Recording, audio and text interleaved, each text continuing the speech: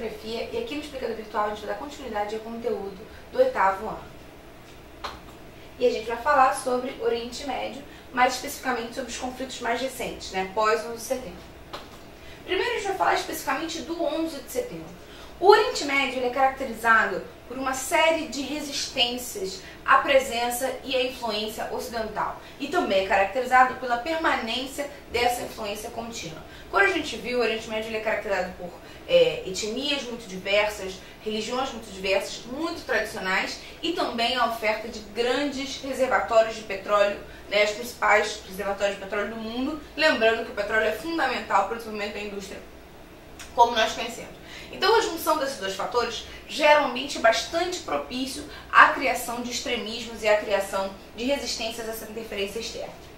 Uma demonstração disso são os atentados de 11 de setembro de 2001. Esses atentados vão marcar a mudança de um paradigma, de um padrão do que se desenvolvia de economia até hoje em dia. Então a gente tem aqui de política, de organização política, da posição dos Estados Unidos, porque até esse momento, todas as guerras que os Estados Unidos se envolveu, e foram bastante, foram muitas, todas as intervenções, a Guerra Fria, elas eram caracterizadas pela falta, pela ausência do conflito no território americano. Todos os conflitos aconteciam fora do território americano. Então, o povo americano sofria com a guerra, claro, porque mandava seus soldados, mas não tinham o seu lar, o seu país atingido por atentados ou por bombardeios. Isso nunca atingiu, diferente do que aconteceu na Europa, diferente do que aconteceu em vários países na África, na Ásia. Os Estados Unidos eles não tinham essa vivência de um conflito. O que acontece é que em 2001 um grupo de extremistas terroristas ligados a uma organização chamada Al-Qaeda,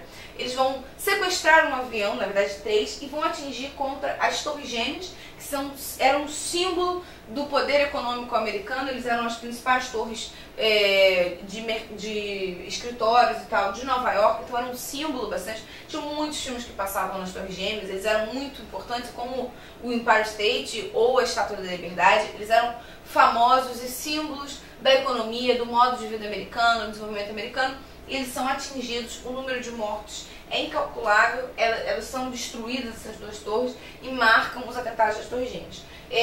Aqui para a gente ter noção mais ou menos da destruição do Pentágono, porque um avião tentou destruir o Pentágono também, ele chegou a bater, mas ele não vai destruir tanto, o número de mortes é bem menor, mas também causa ali os impactos. Esses atentados eles vão marcar uma grande transformação no modo de política externa americano e eles vão colocar essa lógica de Oriente Médio, essa lógica de atentados como foco principal da política externa americana, e isso dura até os dias de hoje. Até hoje em dia a gente tem uma luta constante para tentar lidar com essas células de terrorismo.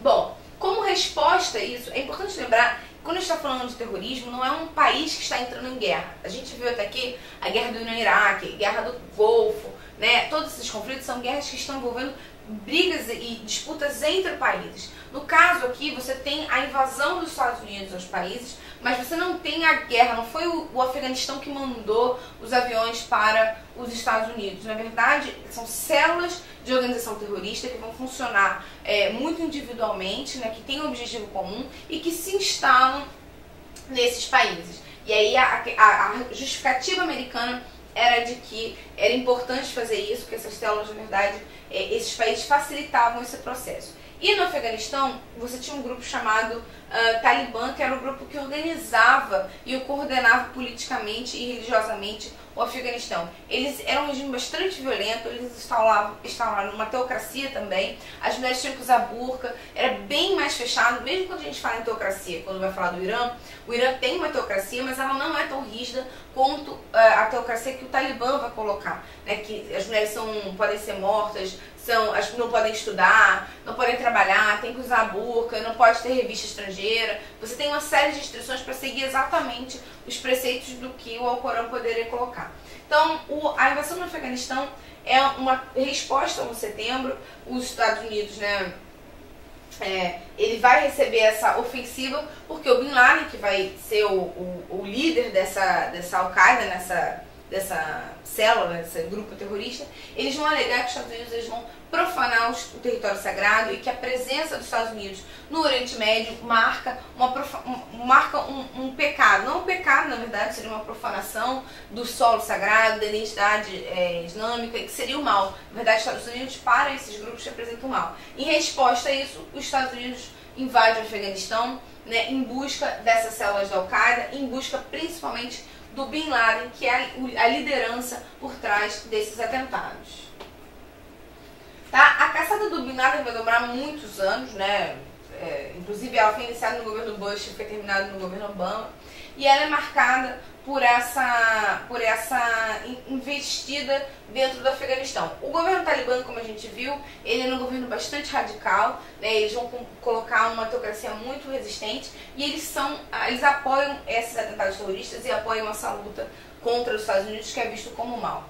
Então, você tem apoio aos atentados, né, terroristas, e a caça do Bin Laden tem como justificativa a guerra contra o terror. A gente usa muito esse argumento, é o que é dito. Os Estados Unidos eles estão ao lado da democracia, é esse argumento que vai ser colocado, e eles têm que destruir o terrorismo porque isso seria o mal. Então você tem uma luta meio que do bem contra o mal, tá?